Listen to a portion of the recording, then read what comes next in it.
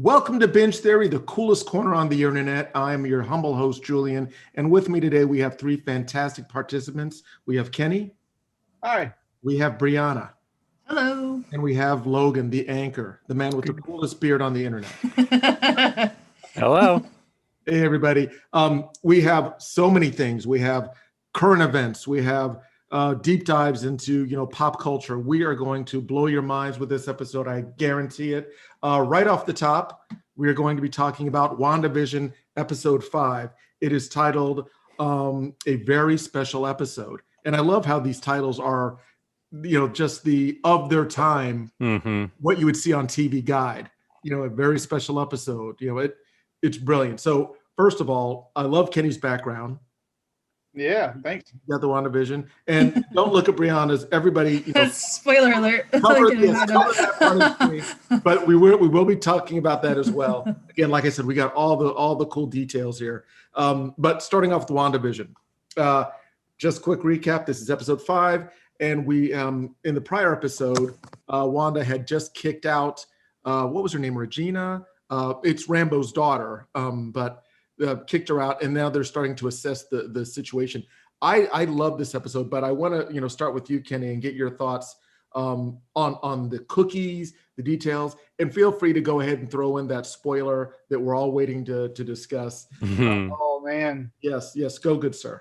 All right, I was actually really blown away by this episode. I think I thought it was the best episode so far. That's Kenny's personal opinion.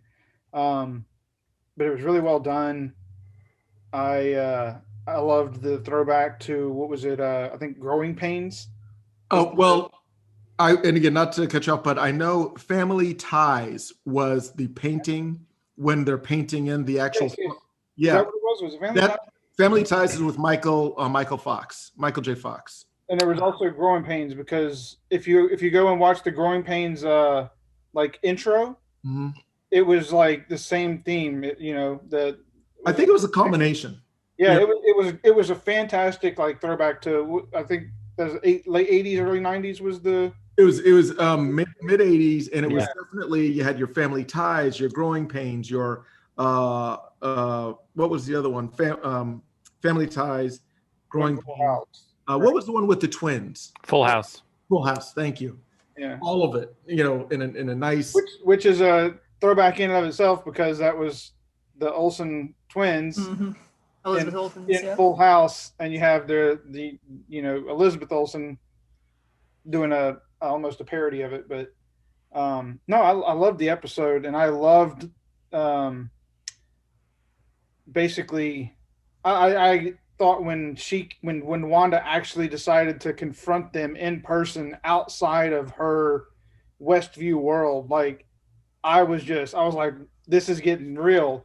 But also, and I think that kind of cemented for me that she has to have some very conscience awareness of everything that's going on, and that she has control of a lot of what's going on.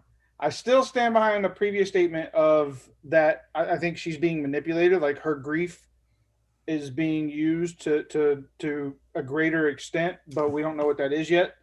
But I did love when she came out and confronted them, tossed the drone at their feet, and then turned the soldiers on the director, the sword director. And then definitely, like you said earlier, I got to throw that spoiler out there at the very end, bringing in her brother from what we have to believe is an alternate universe, or that she's just recast him. But my take on that is that either she has brought him from another universe, or he was sent from another universe to be a part of this. So But- you're Yeah, I'm wondering if she like intentionally brought him or did it by accident. Like that's what I don't, because she seems so surprised by it. So it was like, Well, so earlier in the episode, her sons are asking, I think it was her sons that were asking her if she had a brother. And she Mhm. said yes, but he's very far away. And well, he was killed in Age of Ultron, right? Like in the Marvel Yes. universe. So Yes. obviously, but she doesn't say that. She says right. very far away. Yeah. True. Oh, so maybe that like manifested him Yeah, I was gonna say, showing back up. for a minute, like Okay. remembering him. And I think maybe that is what triggers him coming over. But I love it because I think it's a great crossover moment. I am hoping that this is going to start bringing in the other Marvel properties like from the X-Men and Fantastic Four universes. I am absolutely looking forward to that. So, absolutely. Mhm. Brianna, getting your thoughts. First of all, do you like it? Secondly, what does it all mean? First question, yes, I liked it. It was my favorite one so far. Also, what does all mean? I have no idea. I'm still just as confused as normal. Like every time they start to explain stuff, they just add more things, and I'm like, wait, what? but I at least did know Evan Peters as Quicksilver from the X-Men movies. This is like his parts are really the only ones that I remember. Like that the slow motion things that he did were really, really cool and very memorable. But yeah, I liked it. It's interesting to watch Vision start to figure out like what's happening in the world, and it's clear over that episode that that's what's happening. Like the awkward moment in the beginning when what's her name shows up in like the jazzercise outfit. Agnes.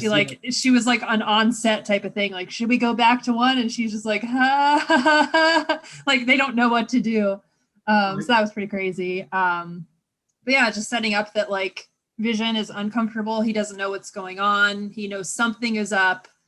And it's clear that the people that have gone through this, like that Wanda is manipulating somehow, like they're in pain, like they don't want to be stuck there. So I think it's setting up more of like, Vision might have to go against Wanda to help get her, get everyone out of this. It's, I don't know. So that up, I guess. feeding off of that, for one, you bringing up the people that you were seeing that are uncomfortable. So something I noticed is in this episode in particular, Agnes showed that she was aware of what was going on without any kind of intervention. Whereas when Vision is at his office with what's the He had character's to name? step in. Norm. Norm. Touch him for him to like kind of snap out of it.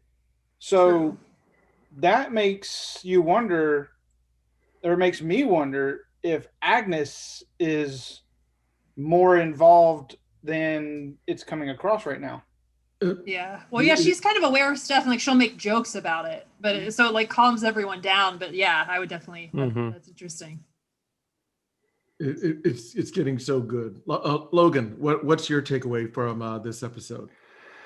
Yeah, I mean it was fantastic. Just the whole, even just the way the title kind of set you up for something's going to happen or you're going to get something, like, all the on, like I can still remember the previews being like on a very special episode of Growing Pains or this or that, and it's like, all right, something's going down on the next one, and it's not going to be your audience laugh track kind of stuff. And I think it's certainly delivered on that. I think I'm still going to take Wanda's side on all of this. I don't think she's the mastermind. I don't think she's controlling everything. I think, and she alluded to it at least at one point, where she's certainly playing along. She's certainly enjoying it. She's certainly, you know, loving that she gets to have a family with Vision, and will do maybe more than she ordinarily would have to keep that illusion going. But I don't think she's the one pulling all the strings, and I don't think that she's the one behind, the pain that Norm's going through and all the others. Um, and I think, to Agnes's point, just the way that she can kind of see through things, there's always a difference between background characters and starring characters. And I think that's what's gonna play out in the next 3 episodes about how things really, who's really on what sides there even really are. And I think that's gonna be, really interesting to see as it goes. But yeah, I mean, that $71 billion cameo at the end was phenomenal. One thing to realize it was a Quicksilver, it was another to see that Quicksilver. And I think it, again, is just a whole nother show of just how masterfully they're directing these, Disney, Marvel, Kevin Feige run TV productions, and how directly it's going to lead into the multiverse of madness, Doctor Strange 2. I think you're right. I think everybody has brought a special perspective that I think all of you are right to an extent.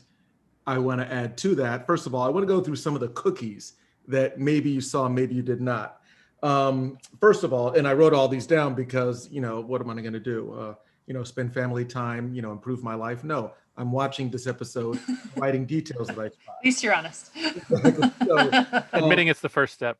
Yes, exactly. I'm starting a meeting. It's going to be great. So did anybody notice the commercial? Yep, Lagos. And that is the location where she had the explosion issue that sparked the Sokovia Accords. Oh. Yes. Again, what was how the commercial say it? Lagos for when you make a mess. It's like when you need a mess cleaned up or something like that. Like that. Exactly. It's bad. It's bad, especially because they used a red liquid that was very. Oh, jeez. It was interesting. And let's see. There was another thing that we already talked about, the Family Ties intro with the painting brush, but yeah, it did, include all of those 80s kind of in one, and obviously the irony that she is a sister of twins. She's not a twin herself, but her sisters were twins on that exact show. It's so overlapping with so many things. I also dug the well, then this isn't so much a cameo cookie, but I'm sorry, not a cookie, an Easter egg. That's what I'm trying to say. Some other small edible device. So I did like how Rambo discovered the transmutation of her 70s leisure suit, because she went in there with a Kevlar vest, and because Wanda is transmuting everything, it turned into like this suit, but the matter didn't really change. It just rearranged, if that makes sense. Yeah. So just like when you saw the beekeeper, he was a guy in a hazmat suit. And because I guess that hazmat suit didn't exist in her reality, it morphed into something else.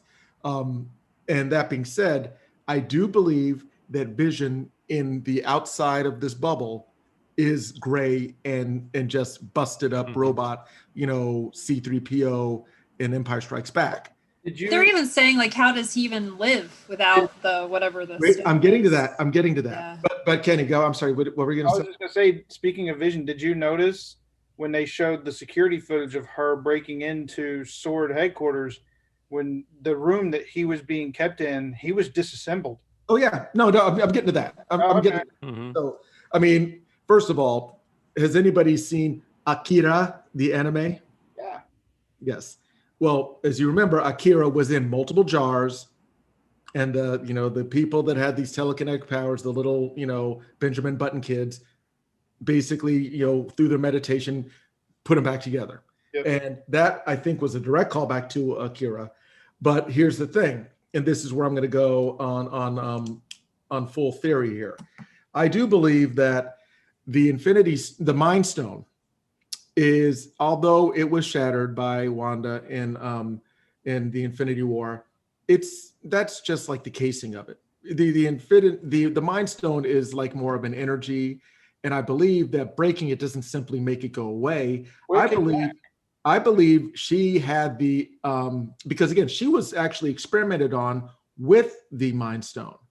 And I believe, just like Captain Marvel, how she embodied some of the Power Stone, Wanda has empowered some of the Mind Stone, and the Mind Stone is reconstituting itself around her. And I believe Rambo made a very important statement. Rambo said, well, she would have hurt me And they said, well, yeah, well, she's kidnapped an entire town. She goes, yeah, it could have been everybody if she didn't quarantine them. So in my mind, she quarantined them because this power was welling up within her.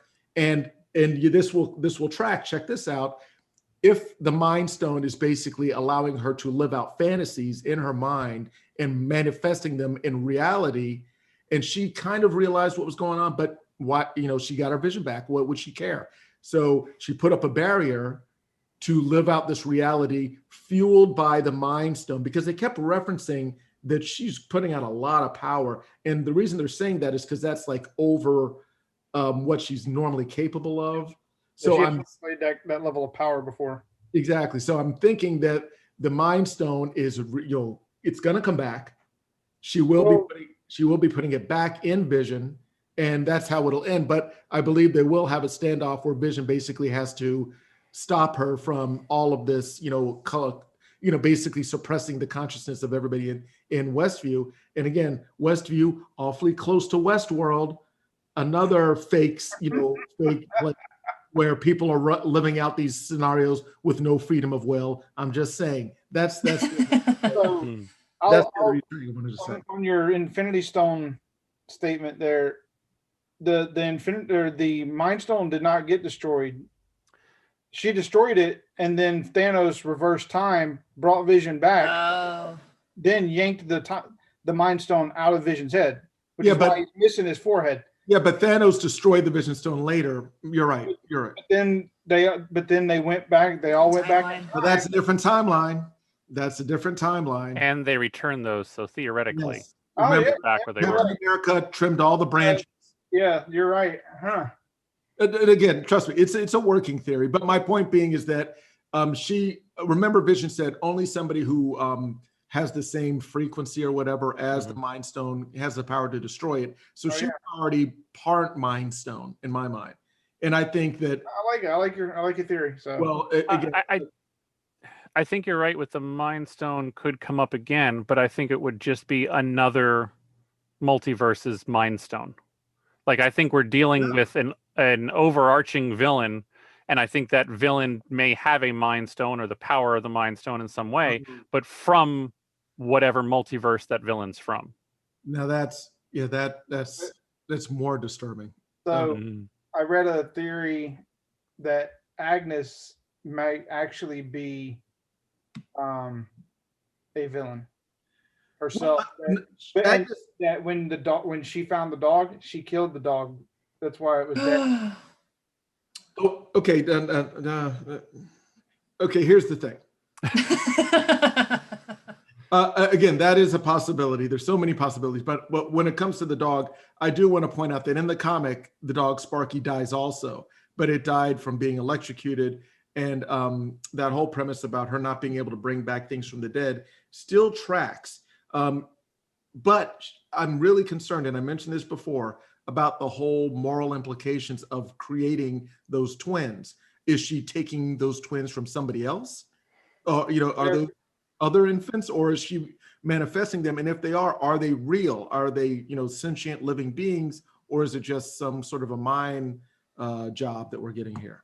Yeah, I did like how the kids grew on their own, remember, she also could not stop them from crying, so she did not have She did not have total control over the kids. She didn't have total control over Agnes. She didn't. She had total control over. It's almost like you're in a Sims game, and the more characters, it starts to get more and more glitchy, and her hold on them becomes a little less tenuous, or more tenuous. When she even made the comment that she didn't know how all this started, like in her last argument with Vision, so I was like, I don't know how much she actually is controlling or and curated all of this. To that point, almost like in most sitcoms, when somebody sets it up, the doorbell rings and then somebody makes an appearance. So that's, when she said, I didn't do that. Technically, I don't think she did it, but I think and that's why I'm thinking the Mind Stone is basically using her as a conduit, because she was thinking something about family, and all of a sudden it happened. Shows up. So it may not be a conscious decision, but I think it's basically, filling in the gaps. And I'm sorry, can I go ahead? I was gonna say, what are your thoughts on her and Vision almost having that fight, like at the end, where he actually got angry because to date, have we seen Vision's character express emotion? Well, he's supposed to love her. I guess that's an emotion. But I mean, express it to that level. Like, I mean, yes, he does express love, but Also, remember, Vision has no memory before Westview.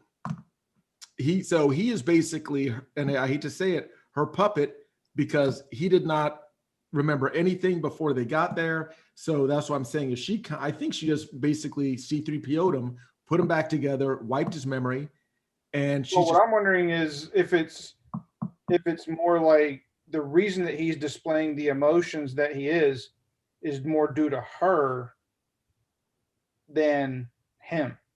Well, again, I don't think he's fully autonomous. Yeah. I think a lot of what's powering him is the Mind Stone funneled through her. So there is, because there is, but then again, is that a real relationship? Somebody who can't get mad? Yeah, that's what's kind of bothersome. It's so weird. It's like you're dating Spock. I mean, come on. Yeah. What's that like? Depending on your version of Spock, he gets mad too. That is true. That is true. But again, we can do a whole episode on this. I think we can all agree that it's going very interesting places, and I think the consensus is each episode is getting better, and opening up so many possibilities that it's I'm almost tempted to stay up till whatever was it 3 o'clock in the morning our time when the it's just to watch it. A couple more hours. Yes. We may have to rearrange our scheduling so we can do maybe a next day summary, because it's been hard with all this stuff going in my head, and again, like I said, I've been drafting up all these theories. It looks like that It's Always Sunny in Philadelphia Charlie moment where he has the red string. Yes, he's like going all crazy, like all jacked up on caffeine. I'm looking for Pepe Sylvia, and there is no Pepe Sylvia. But, But anyway, it should change that to your background. I will. I'll just have pictures of like Vision and Wanda and Pedro and a screen cap of that board they have in the FBI or the sword place. And just put that up. Yes, with all the tacks up. And yep. But and before we jump off, I do want to address the multiverse, the Doctor Strange, the possibility of bringing them in. I definitely think that Doctor Strange will at least get referenced. Something has to happen because of the multiverse. And I think I said this last episode, is that I strongly believe that she's going to have a breakdown. I do believe, Kenny, that she will have a physical confrontation with Vision, and it might end badly, because if he's still just a puppet, she can kind of snip those. And I think that'll be also very traumatic. I think all of this is a delusion to keep her from trauma. And that's why I think it's going to go to some dark places. Yeah. And I think that only Doctor Strange would probably have the power to shut her down. Again, and I think I said this before, a la Professor Xavier. And speaking of Professor Xavier, now, yes, let's talk about Pedro from the Fox, MCU, I guess you'd call it. And is she conjuring the actor to be?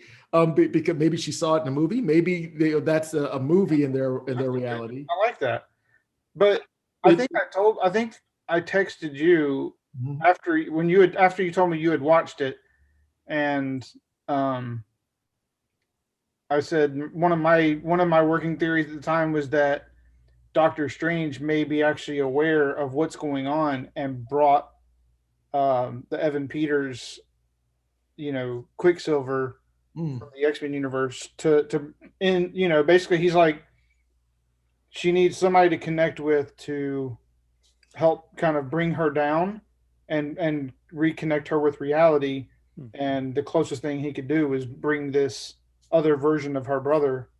So we're talking. That's just that is just a random Kenny theory. No, that's you're doing a Total Recall.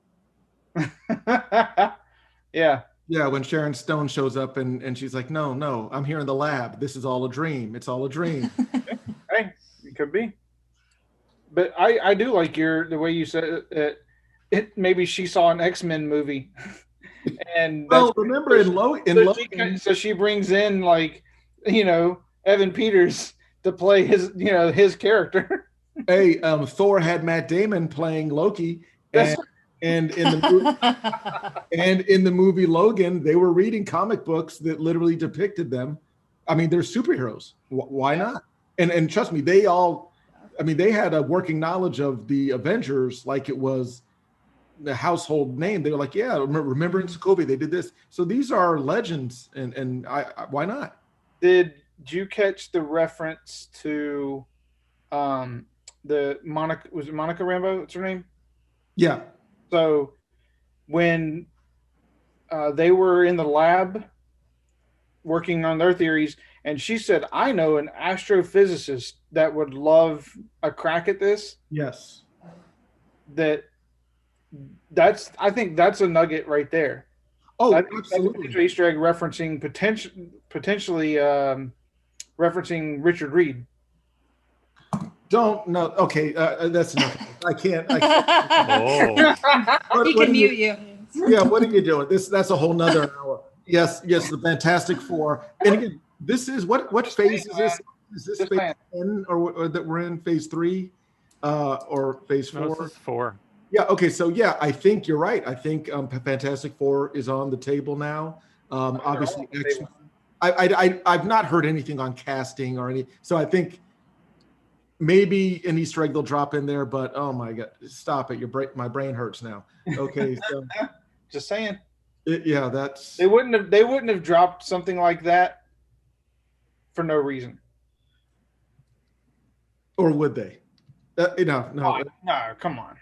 I'll tell you, it's so exciting. Again, love the show. And down the road they're going to be coming. There's rumors of an actual Agent Wu. The Wu and Darcy series. Mm-hmm. And it looked, because I watched the episode again.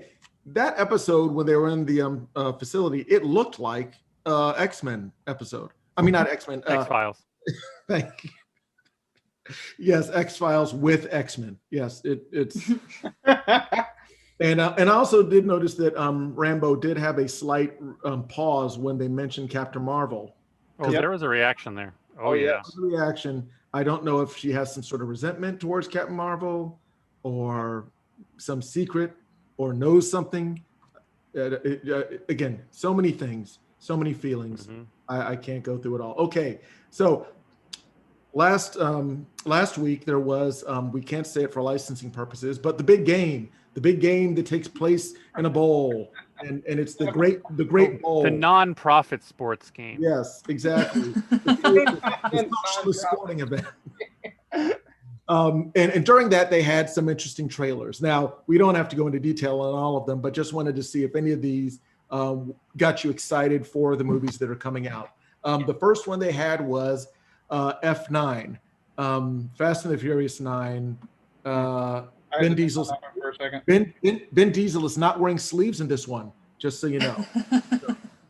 And it's a good look for him, I think. It's the only look. It's literally the only look. I think he has some sort of skin, on his skin issue where he can't wear sleeves.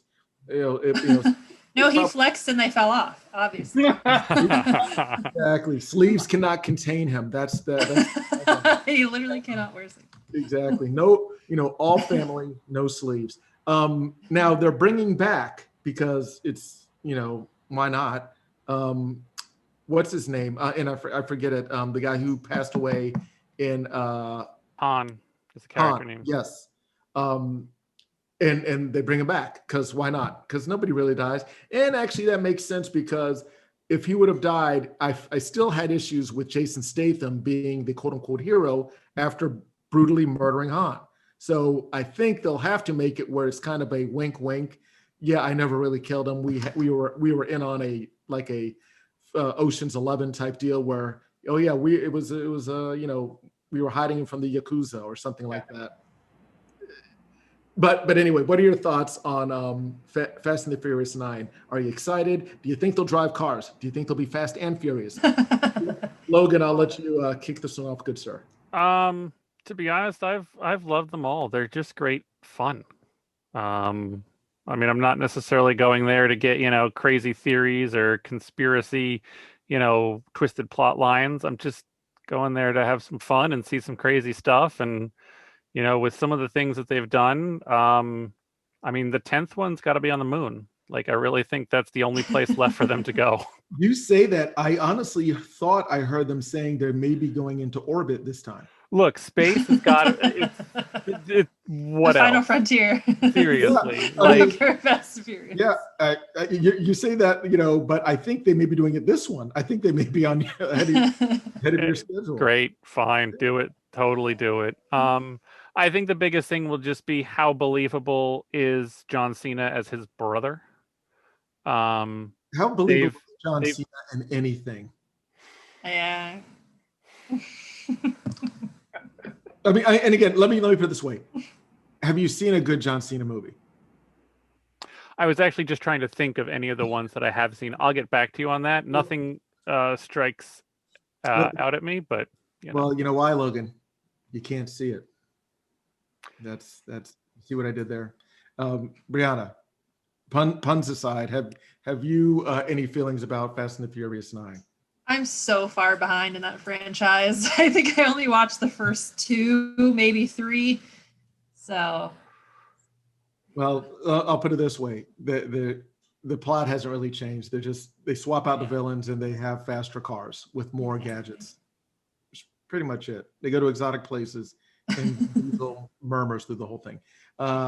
Kenny, are you a F9 fan? I think I don't know where. I think I stopped. I have to think on it. I remember the one where The Rock comes into the picture, where they like go to Brazil or something like that.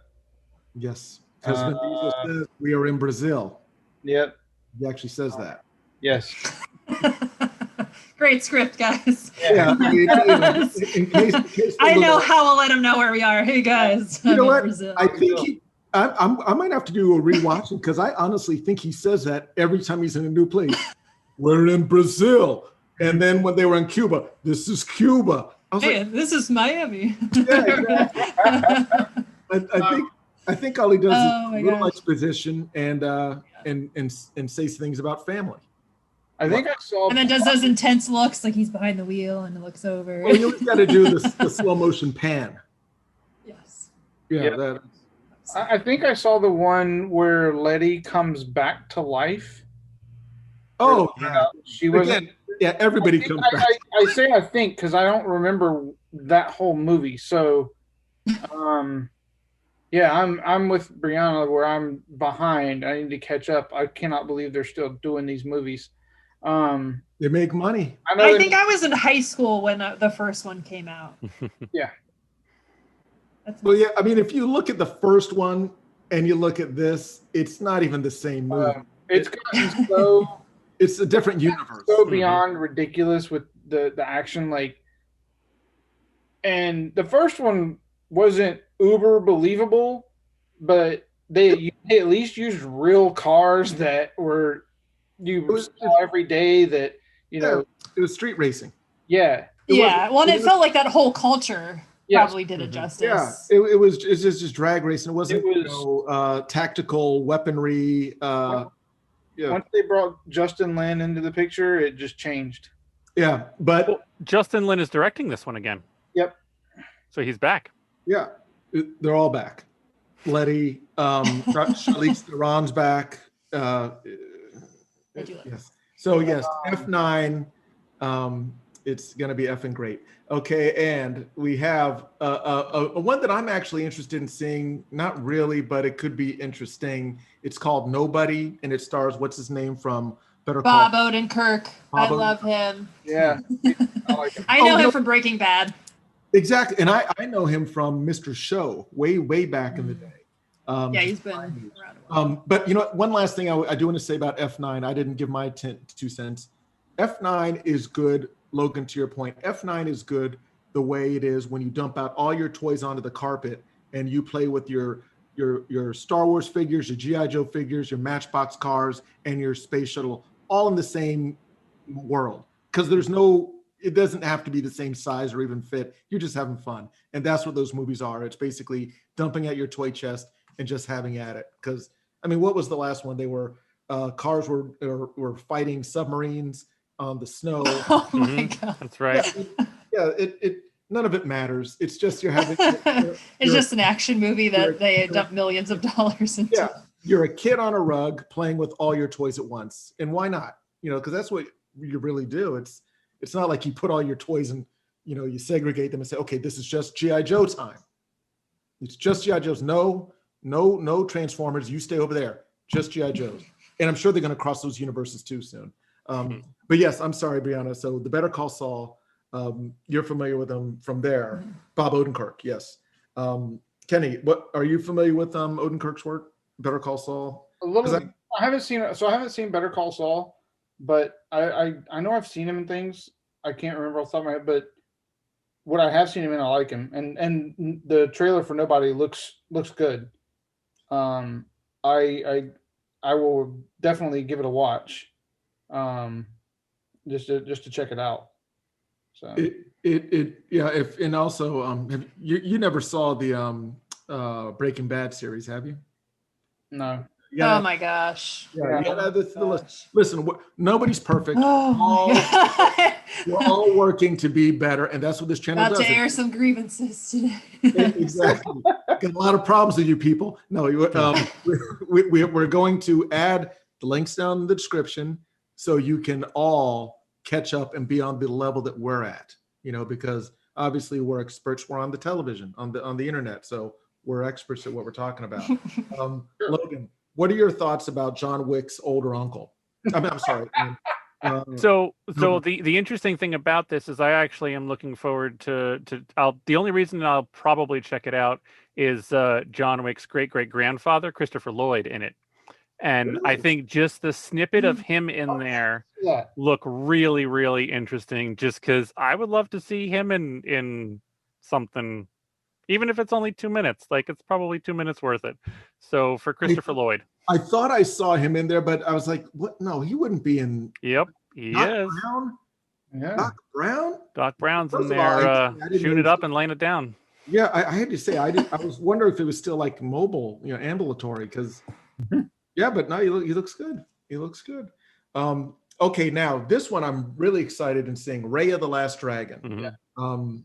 I will, Rana. No, Kenny, you go first. What are your thoughts on Raya? I thought that looked really good. I'm a huge animated movie fan, so I watch most of the like Disney, Pixar, and other animated movies that come out. The only problem I have with it is the way Disney's doing these premiere access releases, just like they did with Mulan. It was like, you can watch it when it comes out, but you got to pay $29.99 to see it. And I'm like, yeah, they're double dipping. If only I go to the theater to see it, it's cheaper. And I don't like if you're gonna release it on your platform, release it on your platform. Otherwise, just release it. It's kind of like a microtransaction. Yeah. You want to connect the dots. Yeah, there you go. Exactly. No, excellent point, Kenny. Brianna, what do you think of? I mean, it looks good. It looks cute. I just don't usually watch a lot of like animated like kids movies. Well, I know somebody who does. That's right. I do. I do watch a few. It looks good. I'm interested to see more of that animation style. It looked a little bit different than some of the things I'd seen done in the past. They're just a little bit more realism, but not quite too uncanny valley. Like there was an interesting kind of, just whether it was a technology used or something that I would like to see more of. The cast again looks fantastic. I want to see Alan Tudyk's contract to know how he gets all these parts in all of these animated movies, because there has to be some clause he put in somewhere, and it's just his golden ticket to be involved in everything. Yep. Whether he's a chicken in Moana or whatever character Tuk Tuk is in this one. Yeah, he Alan Tudyk, man. Well, I mean, obviously, Alan was also in the Rogue One. It was Rogue One under Disney. Yes. So he's a Disney man, Disney company man. And also he has a series out called Resident Alien. That Yes. looks rather interesting. It does look good. It looks He great. reminds me of the Disney version of like Pixar's John Rathesberger, where like he Yes. is in every Pixar one too. It's Yep. like they've got John and Disney's got Alan. Everybody's got to have somebody. Great. That's right. Excellent. Okay, now this one is a M. Night Shyamalan. Never know with those. I know. I know. Is it the old? Yeah. Yes. Just like his plots. Oh, But that's kind of like the trailers. Like, yeah, this just looks like another weird Yeah. M. Night. It's- There's going to be some crazy twist at the end. yes. It's his shtick. Like, The shtick is the right word. It's very shticky, and it's literally like from WandaVision, where the kids start jumping in their rage, and it's the exact same thing. The kids are jumping their rage here. It's fine. I'm not going to watch this in theaters, obviously, but I will entertain it on a Sunday while I'm folding laundry. That's the attention it gets from me. But I like the cast. So there you go. Oh, Logan, your thoughts on this? The cast looks fine. I think he had some absolutely unforgettable movies early in his career, and I am all for giving him as many more movies and times as possible to maybe hit another gem or two. Because if he hits it, it's going to be utterly extraordinary. Swing away, Meryl. Swing away. Hey, Right. Home Run King has a lot of strikeouts. There you go. And if nobody got that, that was from the movie Signs, in which Joaquin Phoenix swung all the time for home runs, and he struck out a lot. But when he did hit, it was a very good one. And that movie was not good. Okay, Brianna, your thoughts? Oh no, your thoughts on Old.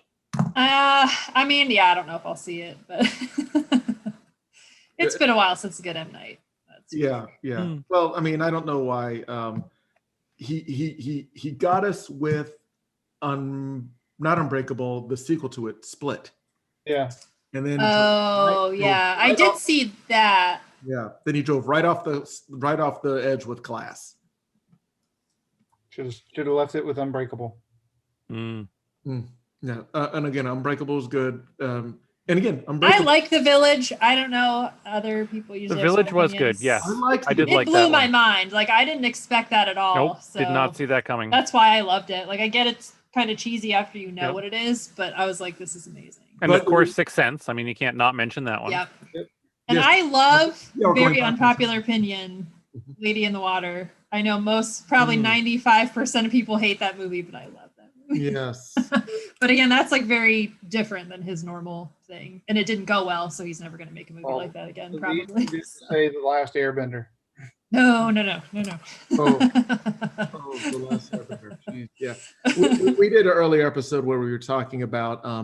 I think we at least mentioned that it's very hard to find a anime live action success, and I still think that is the case. Yeah, and again, I know they're gonna ruin Cowboy Bebop, and Akira. They're gonna just destroy all my childhood memories. Well, Netflix is supposed to be doing a live action version of the Avatar: The Last Airbender.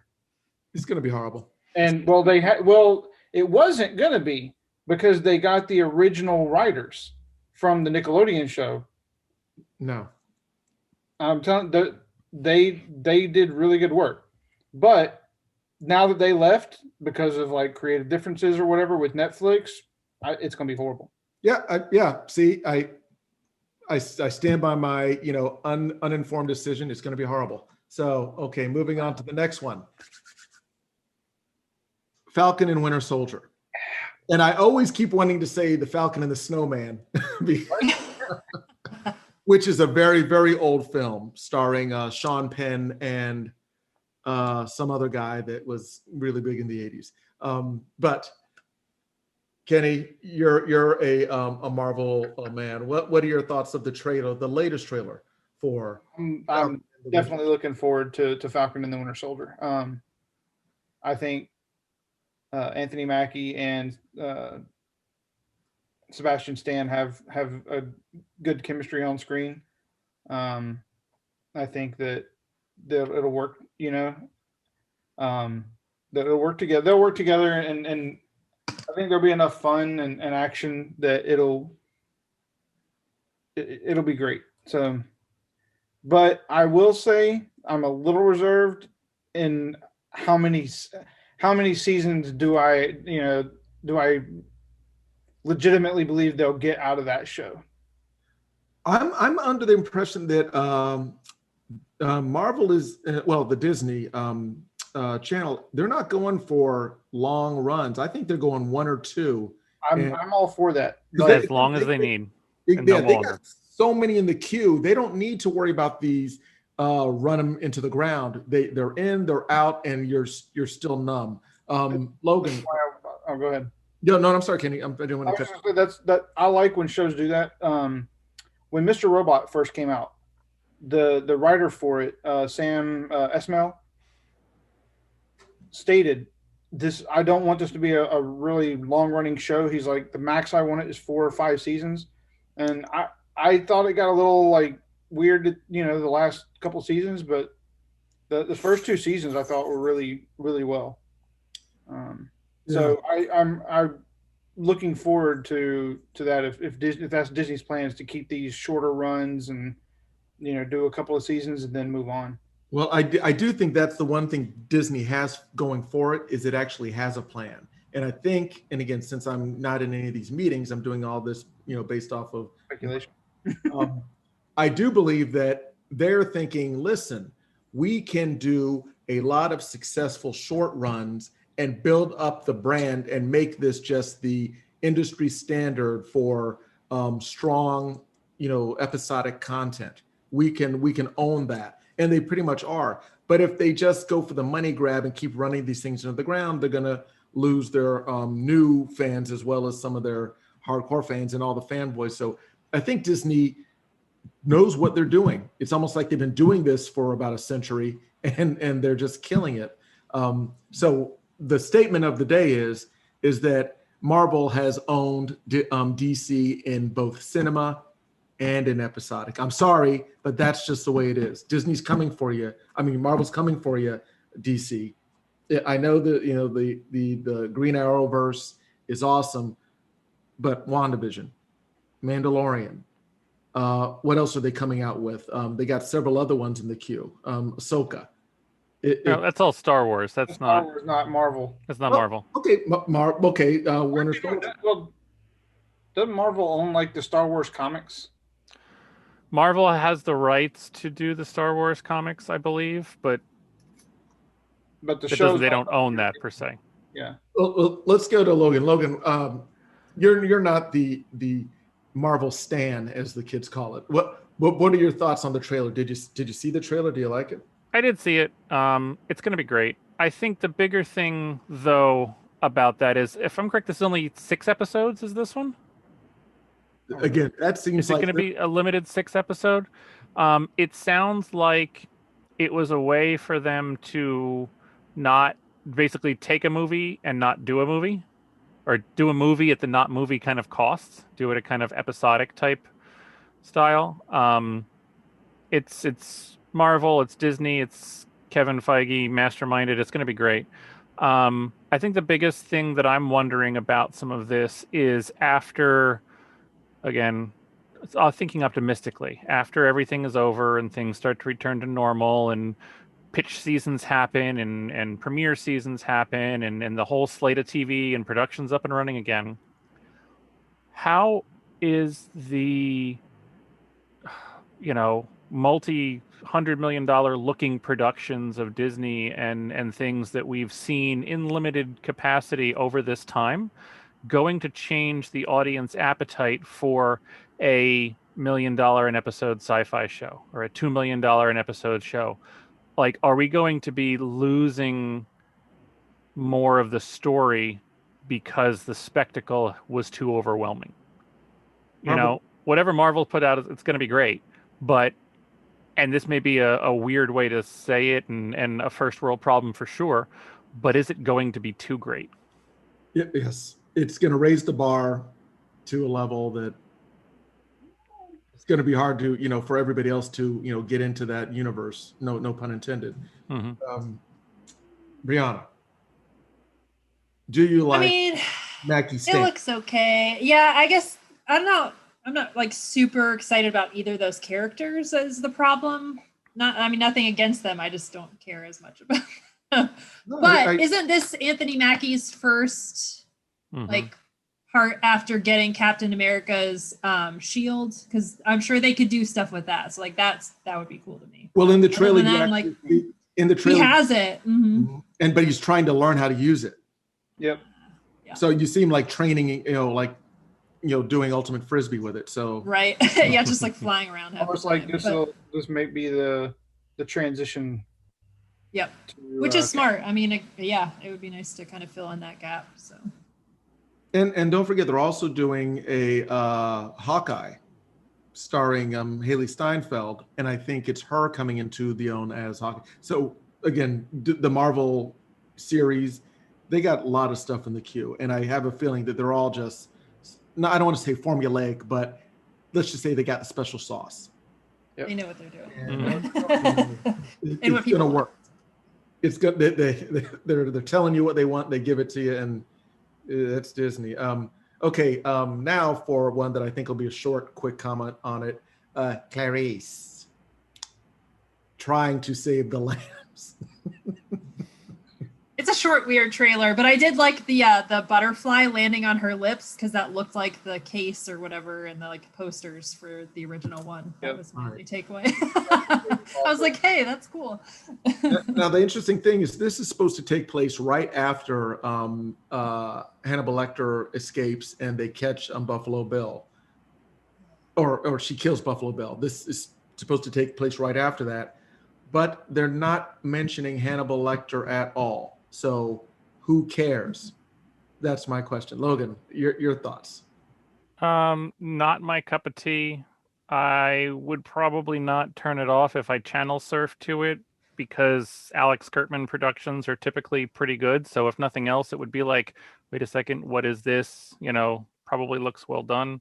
But I think once I realized it, I have no desire to entertain psychological horror. No, good point. And again, it's not everybody's fair. It's definitely. I did love the series Hannibal, starring Mads Mikkelsen. Very dark, but visually just so gripping. And again, maybe Logan and I are different sides of the same coin. Where, he likes the Disney well animated ones, and I like. Cannibalism, psychopath.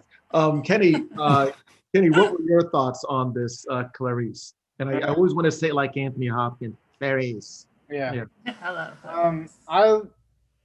I loved the original Silence of the Lambs movie with Anthony Hopkins, Jodie Foster.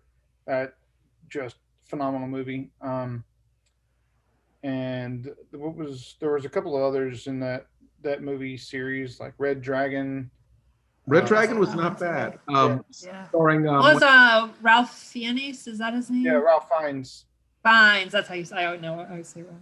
And what's the old Bruce Banner that got Marvel fired? What's his name? Eric Bana? No, before him.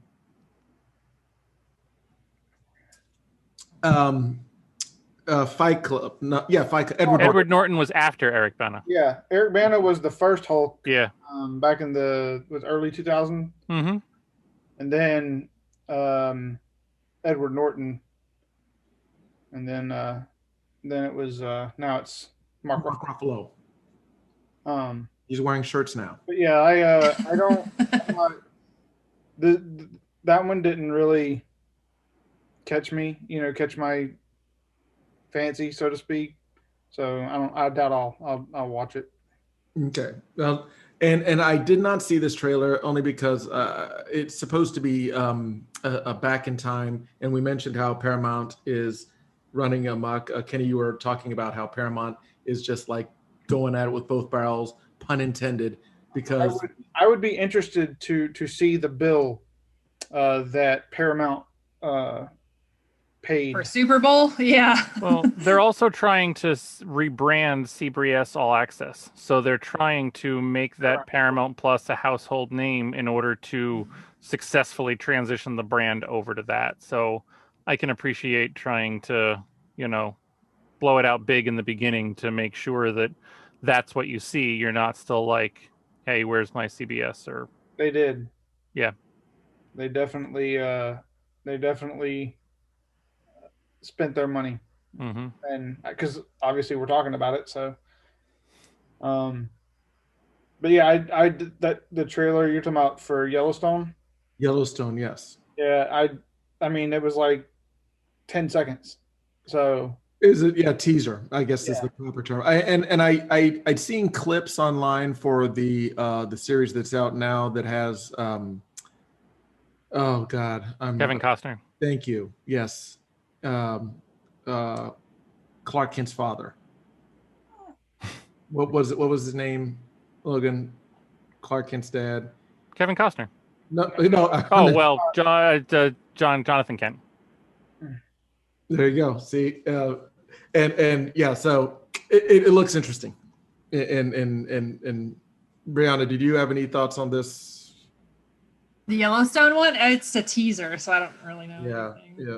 They didn't say much at all. Yes. Well, let's end with a bang. Coming to America, and 2 is with the number 2. That means it's the sequel. You see how they did that? They put it right in the title, Coming to America.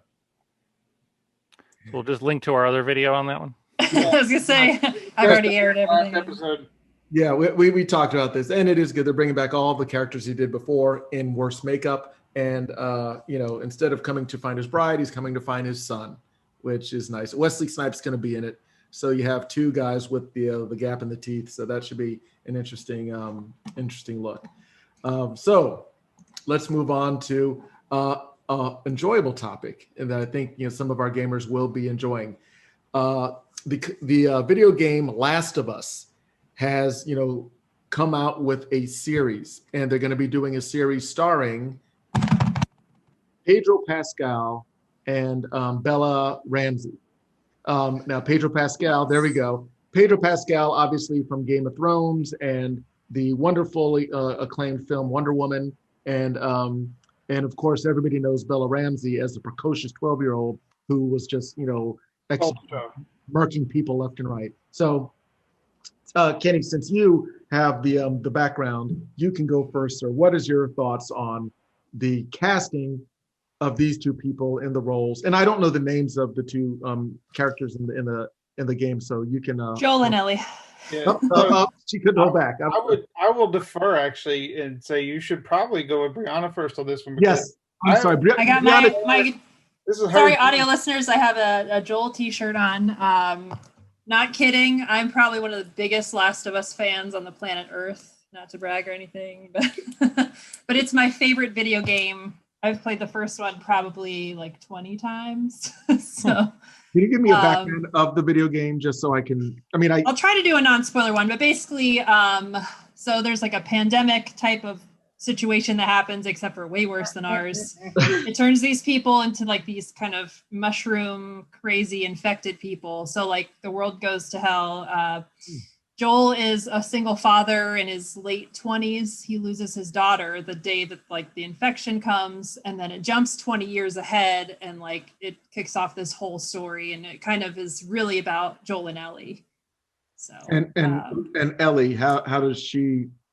Was she born? Well, Joel is a smuggler, and he's basically tasked with like bringing her to someone kind of across the U.S. So it's like this thousands of miles long journey. But wow. It's very easily adaptable into something like this. I've always been excited about it because there's people that will never pick up a video game, and play it, but they might watch a TV show about it. And I mean, it's considered one of the best video games ever made.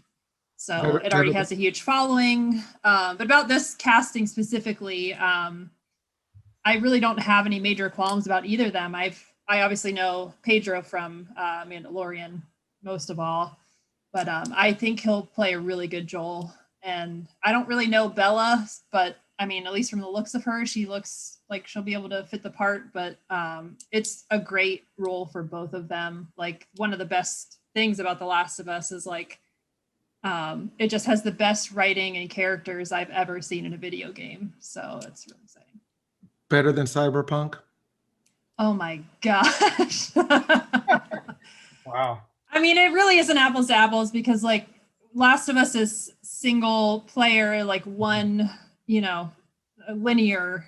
So like it has one story. Like no matter what you do, you can't change how the story turns out. But it's Not an open world. Yes. well, not an open world. No, no. Cyberpunk is an open world. I'll tell you what, I'll dust off the PS2 and start playing. PS3. At least. Oh, I don't know if it'll show up. It's the box. Gotta be a PS3 or newer. And everybody on audio, yes, Brianna comes to play. She literally is bringing games and apparel, and she's making a statement on the topics. I am not, but Kenny, what are your thoughts? You'll be because of your background. So I have the background just because I wanted to, Fit in. join the party, but also because I wanted to reflect, the casting of Pedro Pascal and Bella Ramsey. So I probably will be hated because I've actually never played either of The Last of Us or Last of Us Part 2. What's the matter with you, Kenny? What? Well, especially part 1 is like probably 15 hours ish. Your first playthrough, like it's not really huge. I mean, a lot happens, obviously. And I'm kidding. I'm kidding. I haven't played it either. So No, but now you don't have to. There's going to be a show on HBO. So I'll just watch the series. I have several. I won't say several. I have many gaming friends, and they have had no issue talking about the games over the years. So I know a lot about the game series. So it sounds phenomenal. So if the TV show is going to be anywhere on that same level, I think it's going to be fantastic. And I love the casting of Pedro and Bella. But Brianna, if you never saw the Game of Thrones series? No, I got through like a season and a half. So understand More than I made it through. I will say that if you could probably Google just Bella Ramsey's clips from the show. Yeah, I've seen a couple like GIFs and short stuff. She's intense. She stole the show. Like every episode she's in, it like I love every episode that she is in because her character, is essentially like a 12-year-old, almost like a queen. I'll say this: she's basically a female Haley Joel Osment, where she's just way too young to be so poised and articulate and focused in her acting. But she plays it so well. Very well. Well, and Ellie is like, she's 14. She's like, she doesn't have parents. She's a Spitfire. She grew up without parents. So like she drops F-bombs like nobody's business. And like, it's pretty interesting. But I should have mentioned too. So Craig Mazin, who did Chernobyl, is like head producing. I don't know if he's doing any directing. I don't think so. But like he's one of the head guys along with Neil Druckmann, who wrote The Last of Us and like is co-president of Naughty Dog, that studio. So like I feel like it'll be true to the story. And like I think they're co-writing the show. So like I'm not really worried. I mean, it's the people that should be working on it. So. Well, I'm sure I'm looking forward to it. I'm excited about it. I'm sure as time goes and they start releasing set photos and stuff, we'll get a much better feeling of how this is going. But yes, definitely look up some clips of Bella Thorne. She kills it. Yes, queen. Okay, so Logan. I didn't even know. Let me set up a question. Okay. Can Pedro Pascal play a role where he is taking care of a child across an incredibly harsh universe. Can he pull that off? I've seen so many jokes. You know, there's something familiar about that plot. I think we're gonna have to watch for malnutrition on the child's part. And perhaps some blind eyes to ethical choices in life that may affect her later on. But I think he'll get her there safely. Yeah, I do. Well, and obviously Logan and I have we've been doing this for a while, and one of our first big deep dives was Yojimbo, and the analysis of the lone wolf and cub story. Yes. So this falls right in there, and we also mentioned it with Mandalorian. So that's the tongue in cheek, is that yes, Pedro is playing another babysitter, trying to take the youngling, or what's her name? Ellie. Ellie, sorry. Another Ellie. Another two-syllable name, child, through harsh environments, relying on his skills too. Yeah. I'm also glad they originally were talking about doing it as a movie, which would have just cut out everything that was really important. So them doing it on HBO because it's mature for many, many, many, many reasons. And also just several episodes, like we don't know how many yet, but it's I think the potential is really there. And I'm going to go back to my love of the earlier episodes of Walking Dead, and how it was more about the character development and the journey and what you lose along the way, and just the survival of it, and the constant threat of everything. So but yeah, Kenny, I'm sorry, you were about to say something. I was just going to say, I will buy the writers many a beer if somehow they work in a scene with Ellie stealing eggs. There you go, Logan. That's your the egg thing. He did it. He did a callback. He did the thing. Yes. For those of us that are fans of the show, we had an interesting discussion on the morality of eating eggs, and yes, the children. Kids the children. Okay, awesome. Gonna look forward to this. We will, obviously keep discussing it as more details unfold. Now, let's get on to our next topic. And Logan gave me some insights to this a long time ago when we first started watching The Mandalorian. Gina Carano has been let go of the Mandalorian series and the spinoff, which was going to take place. She was going to be a part of a spinoff. No more. Bye-bye. That's all she wrote. Quick reason why, apparently, and Logan can give a little more detail. I wasn't aware of this at first, but she's been saying some controversial things on the interwebs. And, rule number one of the interweb is sometimes you can just shut up. You don't have to say everything that's in your head. You don't have to. You can, don't have to. And she was sharing her thoughts, which in and of itself is not a crime, but some of the thoughts she was sharing, this one in particular, was I would probably agree well beyond what Disney wants in their employment. And I don't want to repeat it. Maybe if you guys want to repeat what she said, but let's just say I think it was inappropriate. We can all probably agree it was inappropriate. But that being said, and we talked about this before with Shia LaBeouf and his issues with not so much social media, but just as being a human in general and his relationships. Logan, what are your thoughts on this? You told me this was coming, and did you make a phone call? Is that what happened? No, I have no direct responsibility for this one, or any of them, frankly. They could have watched your show, and you never know. They could have watched and said, "Hey, wait a second, what did Logan say?" Well, if that's the case, I'm looking for a job, so let me know. No, I mean what is it? The internet is forever. And it is in ink. You can't. It's not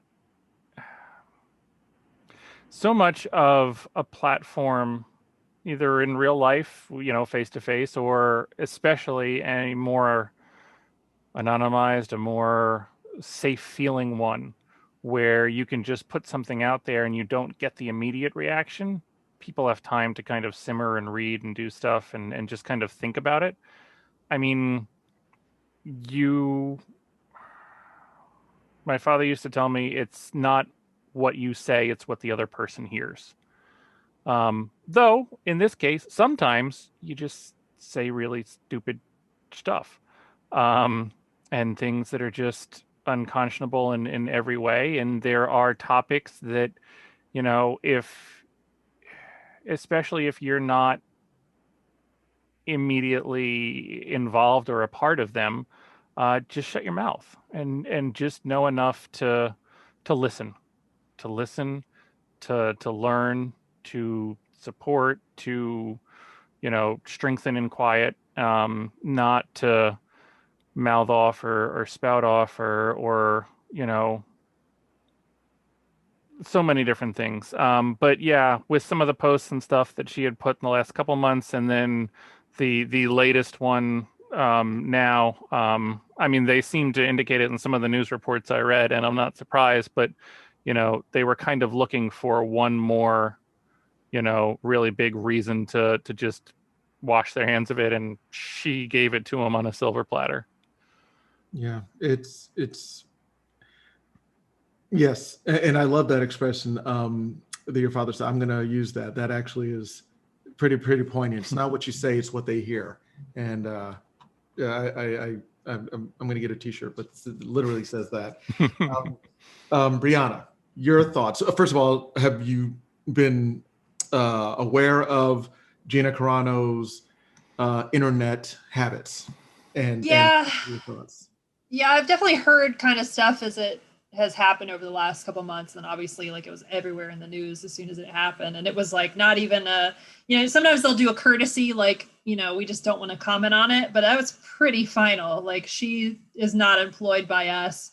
Her talent agency even fired her. Like, it's a big deal. Yeah. But it was definitely a series of escalating things. And like, obviously you can kind of read the news and see what her beliefs are. And she's very much in the minority when it comes to Hollywood in particular, but it's all in like what she said and how she said it. And like, when you have that huge of an audience and an impact, like, you have to be so careful. But of course, like, for Disney, like, you're representing them, whether you want to or not, like, you are. Mhm. So yeah, I think it just makes a lot of people uncomfortable. It puts Disney in a weird spot. And then, like, being on set, like, I don't know how she treats other people on set. Like, that sounds pretty terrible. Some of the things that she said. So, I mean, I don't think they were wrong in doing that.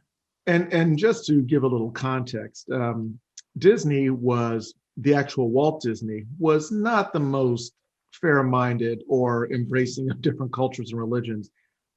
I think Disney in the past 10, 15 years, 20 years, has done a considerable job on rebranding and showing inclusion. And I think the last thing they want is somebody on their payroll who spouts off with comments like that. And again, I don't want to, let me put it this way. In this society where we can have instant communication, and literally anything that I think I can put in front of millions of eyes like that, it's such a responsibility that comes with that. And I think that's one of the problems that a lot of people have these days is we're so in love with the idea of being right, because what we believe is what we believe, that we don't pause to think, like Logan said, what other people are hearing. And I also think that in this current environment, when people think they're right and they feel that they're being put upon or they're fighting the good fight, that they can start throwing out analogies that make zero sense, because everything that's a fruit from that poison tree of I'm right and everything I say to back up what I'm right is justifiable. No, everything you say and do to justify your beliefs is not right. it's never been that way. It is not that way. It will never be that way. But because we're in a society in which it's always us against them, and obviously in her post, she feels very put upon with the liberal left Hollywood machine, that, you know, she's just expressing her freedom of speech. You can, well, first of all, not to go into, you know, civics 101, because we were talking a little earlier about how America does not teach civics. It just says slogans, and then everybody goes to a rally. Freedom of speech is when you can say something and the government doesn't come and throw you in jail. It has absolutely zero to do with your employment or the reaction of the general public. So I can say something and get punched in the mouth. And then when I say, well, I had freedom of speech, no, you didn't. What people really want are freedom of responsibility. They want to be able to say what they want to say without any of the repercussions. So I think, you know, metaphorically, Gina Carano got that punch in the face for saying something over the interwebs. Kenny, what are your thoughts? And yeah, again, I didn't want to go too heavy, but I definitely have thoughts on this whole cancel culture versus just personal responsibility. But Kenny, please. I actually think this is a good topic, just like when we did the Shia LaBeouf discussion, right? I think there are going to be more and more of them. I have multiple thoughts on I've already got one for next week. Just wait. Oh, yeah. So I have multiple thoughts on this. So I'll try not to go too deep. But one is, just like you said, freedom of speech is not freedom of consequences, right? And our freedom of speech is to protect us from the government, not from each other, not from private business, you know, things like that. So with that, when you're employed, you're a representative of that organization, whether you think so or not. And as a veteran, that was something they drilled into us all the time in the military. When you're in the military and you're serving, you are on the clock 24/7. So whatever you do when you're not like at work, like when you're not on base and you're home, you know, you're done for the day. If you choose to go out and act a fool and do something stupid, you get in trouble. And you don't just get in trouble. Like if you go out and you get drunk per se, and you start a big fight and destroy property, you know, have a huge bar fight and destroy, you're going to face the civilian consequences like fines, and but you're also going to face military consequences, right? So people forget, you know, when you're employed somewhere, you are a representative. The difference is 20 years ago, when the internet wasn't as huge as it is now, and we didn't have the social media platforms like we do now, that's why you didn't hear about it. But 20, 30, 40 years ago, the same principles applied. If you worked for a company and you went out and you did something that brought that company like bad publicity, they would terminate you. There's no questions asked. Like, there's no difference. So she was employed by an organization. They did not like her attitude. They did not like the statements that she was making. They did not want that to be associated with their organization. So they removed her. That is their right as a business. And on the counter side of that is you have, like, I guess you could say the cancel culture, which are like, oh, we don't like that they did that, so we're now going to boycott, you know, we're going to boycott Disney. Okay. Just FYI, they're not boycotting Disney. No. What else are they going to do in Florida? Watch football? No, it's not even that. If people boycotted everything that they say they're going to boycott, they wouldn't have anything. They would literally be a hermit. Well, there are only 6 companies that control everything in the world anyway, so you've only got so many choices. Yeah. I'm boycotting Star Wars, and I'm just going to watch Marvel. That'll show them. I also think that, you know, it also shows that I'll use something I said when we were talking about Shia LaBeouf, is that we tend to put, like, our people we you know, look up to, our idols and celebrities on these pedestals. And then we learn that there's just not such good sides to them, and then our views change. And And there's also like so much of celebrity is like what they want you to see. Like very rare do you actually know that person. Like some really are, like, and they're very genuine and stuff like that. But yeah, it's a dangerous rabbit hole. even reality shows are not reality. It's absolutely not. It's a persona. It's the mask you wear when the cameras are rolling. And to that point, I am very sure that Disney has a clause in their contracts that says any social media postings or public comments, need to fall within a certain, what's the Brianna? What do you sign? Some sort NDAs. I don't know how that works. Like, well, not an NDA, but like a they have them on a lot of things where you're facing the public, or like when you're on a football team and you have to, you can't get caught, licking codes and running into the standard. It's just standards of conduct. Right? Yeah, standard. Yeah, exactly. So it's not like unless she just didn't care. And again, I really look forward to seeing her in Kickboxer 12 if that's her decision, where she doesn't want to be in one of the hottest shows ever and literally sabotaged her efforts to be in a spinoff. That again, because Logan will tell you, I was rooting for her. I was like, because I only knew her from her MMA, but I was like, I liked the just the drive in her, and I was like, yeah, I really want her to succeed. I was critical about her acting, and then Logan dropped a truth bomb on me saying, "Oh yeah, check out this thing called the internet." But I'll say, like, to something you said when you were talking about it, Julian, is when people start making comparisons and analogies to things that just don't make sense. So I read, one of the things that she wrote, and she literally compared political views to a religion.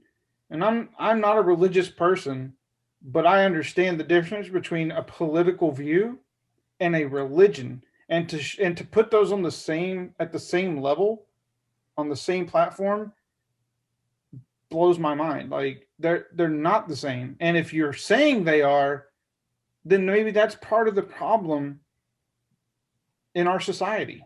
Well, we've taken our political views and now we've elevated them to a religious standpoint, where we're no longer looking at our economic values, and our country value, our citizen values, but we're looking at our religious value, and it's well, and to be fair, Kenny, even if it was a religious value, it's not a consistent religious value. I think what it is, and you hit the nail on the head. If you're comparing your political views with your religious views, odds are you don't understand either one of them, because whatever your religion is, that doesn't mean that you just stop thinking, and the same for whatever your political party is, you still have to think.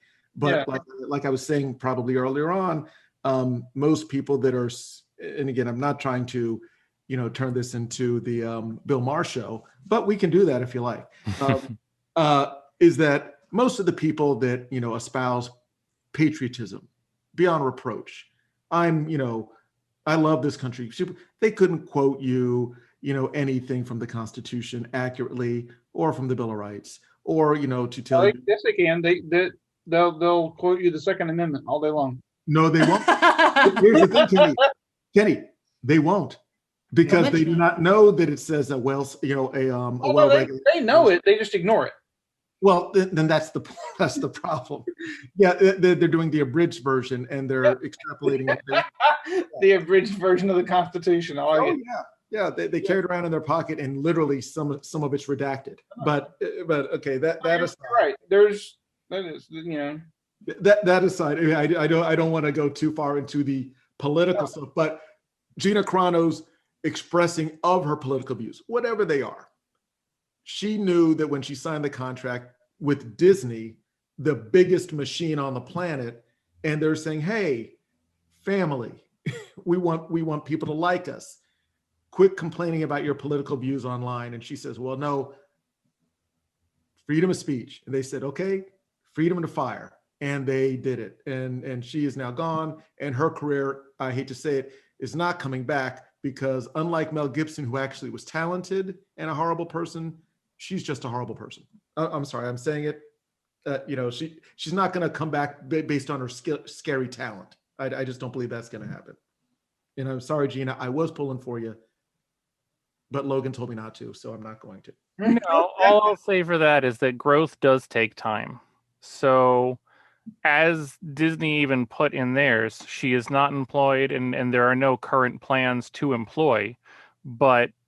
And just because, to give everybody the benefit of the human doubt, people can grow and people can change, and everybody likes a good comeback story. And,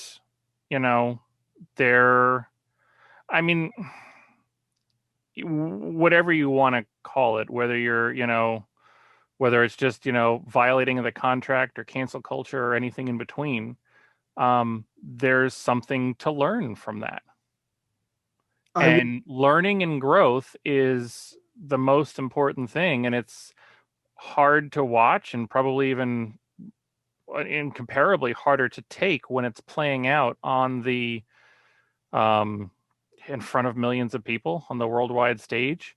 But change and growth and understanding, and sometimes you really gotta get hit to understand how to change.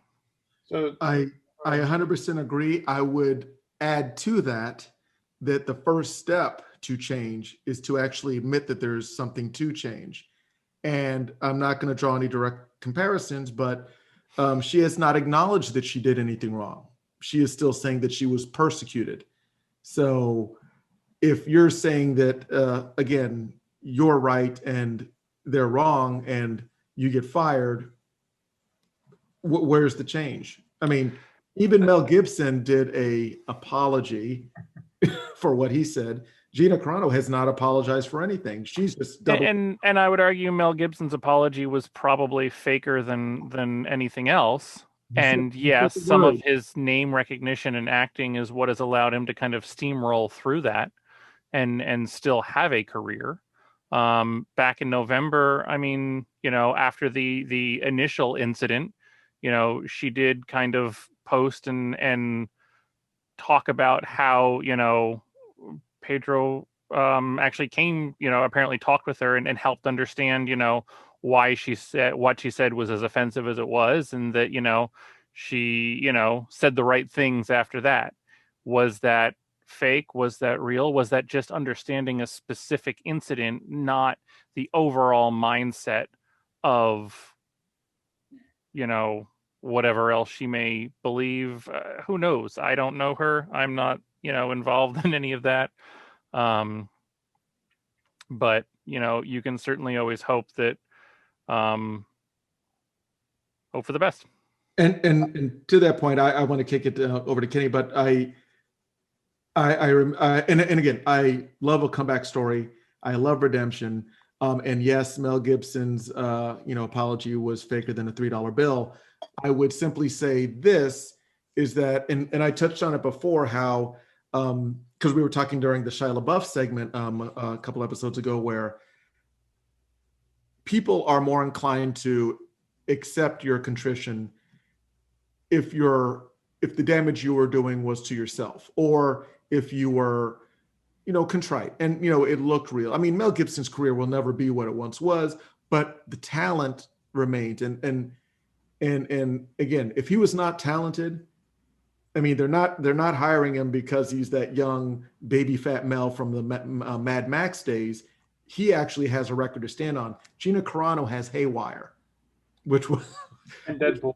It was a Soderbergh film. Don't get me wrong, but it was what you would expect from an MMA fighter's first time in movies. And again, the fact that she has not apologized, and I to be fair, I don't know the breadth of what happened between her first encounter and this. Obviously, something didn't take, but I remember also Pedro Pascal was supporting her or, without endorsing, but still, I stand by her or whatever. And I get that. And that's exactly what Well, a he lead in the helps- show should do.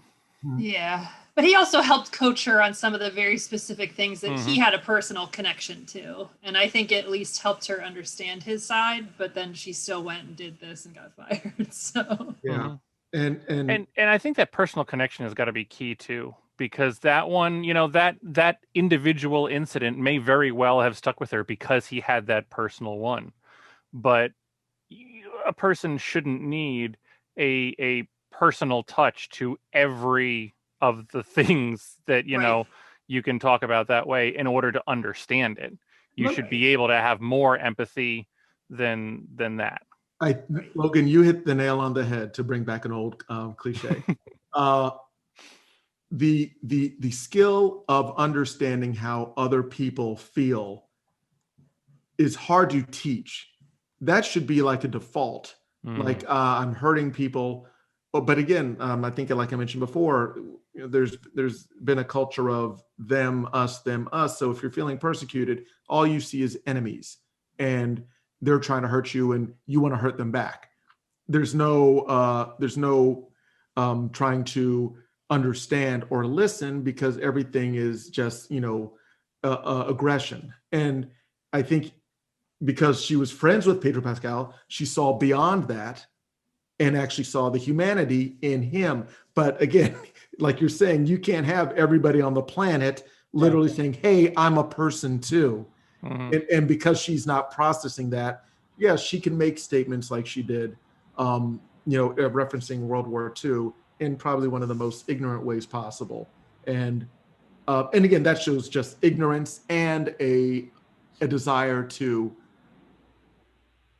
categorize a group of people that she saw as mean or bad in one of the worst ways possible. It's just, it was ignorant and it was ill thought out. Because again, you can say, I don't feel like people are allowing me to talk in this new woke world. That's fine. But to take it that extra step and say, yeah, they're like Nazis. And and you're just like, why would you do that? Why would think about the ramifications of that? Because how people, like a wise man once told me, it's not what you say, it's what people hear. Yeah. And there's a disconnect there, I believe. So I was going to add, on the opposite side of this is, I keep mentioning how we as a society, we are elevating our celebrities, athletes, our government officials, all these people that we look up to. We elevate them to almost like a deity status where they have to be perfect. And as soon as they show a flaw, then we're done with them, throw them away. They never get an opportunity to be better. Right? It's like you had one chance and that's it, and you've shown your true colors, so now we're completely done with you. You never get another chance. And to me, like, I don't like that stance. Like, I am all for, I definitely agree, like Disney did the right thing. But at the same time, if she makes amends and she grows If. if no, keyword is always if. Right? But just like, anytime somebody does something wrong, just like if somebody commits a crime and they go to prison, but they go through rehabilitation and rejoin society as a productive member, and they make that growth, we should accept them, right? Just because they did something wrong or bad in the past, if they've learned from it and they've grown from it and now they're a better person, why would you not accept them, right? Well, and I 100% agree. I do think that, Logan was talking about, the comeback story, and how, and I made reference to Robert Downey Jr., who did something bad and is, for a moment, I think maybe still is the highest paid actor, not after Dr. Dolittle, excluded, one of the highest paid actors, because we accepted him. I think because Mel Gibson said the words, he's still allowed back into Hollywood land. And I can even give you an example of Gary Oldman said something that was not too forgiving, but apologized. And again, I do believe that we try to forgive, but there has to be that the onus has to be on them to make that first move. But what I would say to our listeners and our viewers is think about that. Think about those things and remember that everybody's human. We're allowed to make mistakes, but give people the opportunity to grow and become better. Don't automatically reject the idea that people can't be better. Absolutely. No, perfectly stated. And, everybody should be given the opportunity to be their best selves. And let's just hope they take that opportunity. So I agree 100%. And you know what? This has been another special episode of Binge Theory. See what you did there. Yes. Yeah, I did the thing. Brianna, thank you so much for joining us and bringing props and, being our, well, not our expert, but just the expert on Last of Us. Because we plan to tap into It's Neil Druckmann, then it's me, and then it's everybody else. I don't know Neil, so I'm just going to you. So everybody come here for your Last of Us. We I can explain it all. All of it. And trust me, we will be, picking her, huge brain, on a different series, maybe just like a separate series to go into this deep dive. I love that aspect of it. And Kenny, thank you, good sir, for coming and bringing your you're copying Brianna's backdrop, but that's okay. I had it first. So. There we go. And we're going to be doing a lot of stuff regarding gaming going down the line. We have some stuff in the docket for upcoming episodes, so really looking forward to that. Logan, of course, good sir, the OG. Thank you for being here with us. This has been another fantastic episode. And we are going to be doing a lot of new and exciting things. So you got to stay tuned. You got to hit the subscribe button. You got to hit the like button. You got to hit the share button. All those things. And, I just want to, again, make sure that during these times you're taking care of each other. You're taking care of yourself. And as always, remember, if it's worthwhile, it's worth binging.